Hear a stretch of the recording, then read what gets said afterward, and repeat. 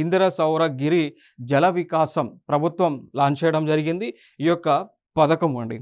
So మే 19, 2025 ఉదయం 11 గంటలకు మాచారంలో అమ్రాబాద్ నాగర్ కర్నూలు జిల్లా దగ్గర ఈ యొక్క పథకాన్ని పైలట్ ప్రాజెక్ట్ కింద లాంచ్ చేయడం జరిగింది.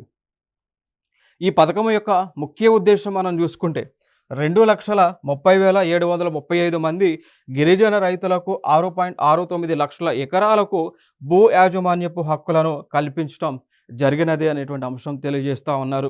ఈ భూములకు ప్రజాప్రభుత్వం 12,600 కోట్లతో రాబో 5 సంవత్సరాలలో సౌర విద్యుత్తో సాగునీటి సౌకర్యం కల్పిస్తుంది అంటున్నారు.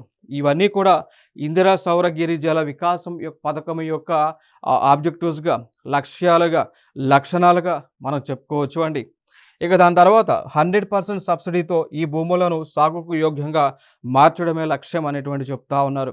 ఈ పథకము ద్వారా ఏ భూములైతే గిరిజనుల ఆధ్వర్యంలో ఉన్నాయో, ఏ భూములైతే గిరిజనుల కంట్రోల్లో ఉన్నాయో సాగు చేస్తూ ఉన్నారు, ఆ భూములన్నింటినీ కూడా 100% ప్రభుత్వ ఖర్చుతో 100% సబ్సిడీతో వాటిని వినియోగంలోకి, సాగులోకి తీసుకొచ్చేటటువంటి ఆలోచన ఈ పథకం కింద చేస్తున్నాం అనేటువంటి అంశాన్ని స్పష్టం చేయడం జరిగింది. ఇక దాని తర్వాత బిందు సేద్యం అంటాం, దాన్ని డ్రిప్ ఇరిగేషన్ అంటాం. దాంతోపాటు ఉద్యాన పంటలు అంటే హార్టికల్చర్ క్రాప్స్ ఏవైతే ఉన్నాయో వాటికి కూడా ఊతం ఇస్తాము, ప్రోత్సాహం ఇస్తాము అనేటువంటి అంశాన్ని కూడా వీరు ఇక్కడ తెలియజేయటం జరిగింది. సో ఇది ఈ పథకానికి సంబంధించినటువంటి, ఈ పథకము కింద చేపట్టేటువంటి పనులు ఇవన్నీ కూడా ఇంపార్టెంట్. ఎందుకంటే అడగడానికి కూడా ఛాన్సెస్ ఉండే ఎగ్జామ్స్లో.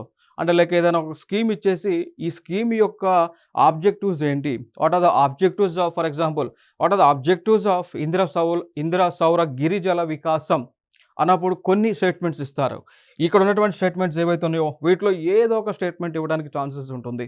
ఇచ్చినప్పుడు ఇక్కడ ఉన్నటువంటి స్టేట్మెంట్స్ అనేటువంటివి సరైన జవాబులుగా ఉండటం జరుగుతూ ఉంది.